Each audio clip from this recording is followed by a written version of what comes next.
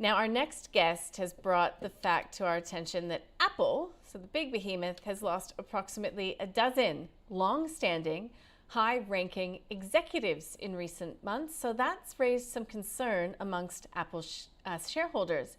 And I guess what it also begs is whether resignations can have a domino effect. So with some insights, Joydeep, founder of People and Culture Strategies, is joining me now. Hey, Joydeep, first of all, is this sort of a phenomenon? Is it quite common that if you see one high-ranking exec leave, that it signals that there's sort of change happening at the top and that you see more to go as well? Yeah, I think it's an interesting issue in terms of the commentary that it generates when you find that senior people leave at or around the same time. I mean, the reality is we live in times where turnover is just a reality for organisations. Nowadays, if a person stayed in an organisation for 2 or 3 years, that's considered a reasonably long time. 10 years ago, that would have been a real question mark over someone's stability, etc. So things have changed, albeit that people in executive roles typically tend to have longer periods of tenure and service with the organisations that they stay at. And so for that reason, when you find that a high-profile organisation such as an Apple has lost, X number, 8 or 10 or whatever the number is of executives at vice president level in a period of 5 or 6 months, then people start to question whether there might be a cultural issue, whether perhaps there might be an attack on that organisation from a competitor, or whether they're all being poached. So it just gives rise to a lot of that speculation. If it's just 1 or 2 people in a period of a few months, well, that would be seen as normal. But when you start getting to that 5 or 6,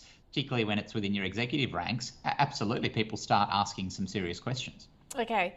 So if that is the question, that's being asked, what about the way in which people are leaving? If people are leaving and they're bringing their friends with them or the other execs with them to a particular organization, or if everybody's just gone their own way, is there any sort of insights that we can gain from how this occurs? Yeah, there's probably a couple of things that are important to note. I've always said that turnover is not necessarily a bad thing. In fact, in some organisations, they actually aspire to a healthy level of turnover and discourage the staleness that often comes with people staying in role, staying with the organisation over a long period of time. I'm not saying that should be the approach, but I certainly discourage organisations who have this approach of we want to keep everyone at all costs regardless of what they're doing. High-performing organisations should understand that ultimately a person's right to stay in an organisation, and the flip side of that is that the organisation's desire to want that person to stay and keep that person, and what they do to keep that person, has got to be commensurate with a proposition that is mutual. In other words, that executive or that employee is doing the right thing by the organisation. The organisation is getting value from the employee, and the flip side, that the employee is being well treated, well remunerated, well looked after for doing the right thing.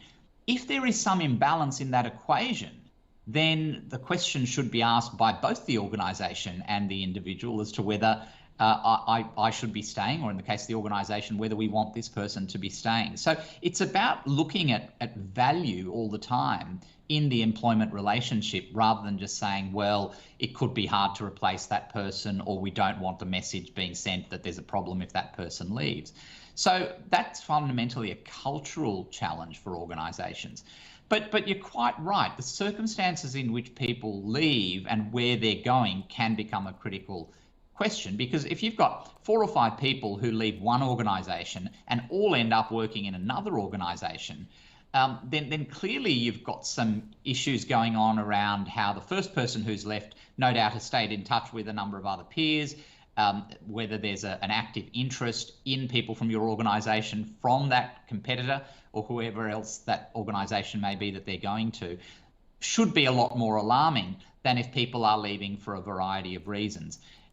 And sometimes people leave not just because they're angry or annoyed or disappointed with their employer. Sometimes it's just a lifestyle thing. And we've seen a lot of that, as you know, over the last few years with the pandemic. Yeah, absolutely. I mean, there are many reasons why people leave, and it's not always just coming down to, culture problem or something along those lines. But that being said, nobody wants to leave execs that have brought value to the company, increased value for shareholders and stakeholders in general that are good to have around. So proactively, what can you do to try to prevent such an occurrence from happening? Yeah, I think the thing that I see not happening enough, or the thing that I wish that I would see more in organizations, is open conversations and open communication. And as obvious and basic a proposition as that might be, the sad reality is that critical conversations don't happen enough between a manager and a team member. They happen on a structured basis in terms of whether it's an annual performance appraisal or things like that. They may happen in a crisis situation. So, for example, when the employee needs a particular level of support. But regular check-ins that happen when there is a trusted relationship between a team member and their manager around how a person is feeling about things. And not just feeling about the organisation, but how that person's work life integrates into other aspects of that life. Those conversations don't happen enough. And I think often managers feel that it's too awkward to ask about those kinds of things or initiate a conversation, or they might be worried that if they're asking about that, the employee might think that it's a reassurance measure conversation, and therefore they're apprehensive about having it.